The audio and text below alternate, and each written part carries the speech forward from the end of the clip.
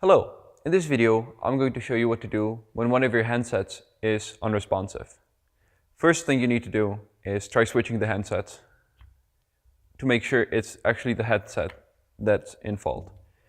So after you switch them, if the same one is still not working, the problem is either in the handset or in the contacts. So after they're switched and the same one is still unresponsive, look at the contacts if there is any corrosion and check the cable for any cuts and the handset itself for flooding.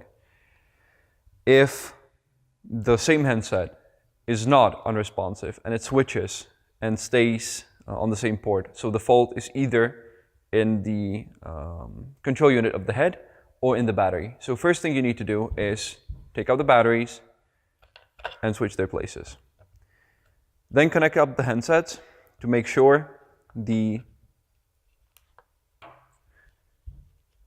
handset works or doesn't work. So again, plug them in and record if they worked with the same battery or if the fault did not shift with the battery. After you look at that and the battery is wrong, look at the contacts of the battery and send it to us if the contacts are clean. We're going to look at it, do the diagnostics, and replace the battery if need be. So what to do if the handsets are not at fault and the battery is not at fault. So what you're going to need to do is take your charging cables and you're going to connect them up to a battery.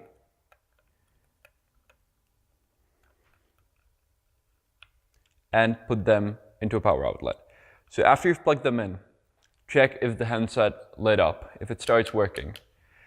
If it does, the fuse inside of the control unit is busted, is fried, and you're going to need to ship the head to us or to a licensed technician so they can replace it. If it doesn't help, you still need to send it to us because at this point there are many faults that can be happening at there and we need to check which one it is. The last thing, before sending it to us, you need to check if the firmware builds are the same for the control unit and for the handset. Because if the control unit has a lower build of the firmware than the handset, it will not be able to communicate with it. So please check that. Make sure everything firmware-wise is safe and working before you check your hardware and before you ship it to us.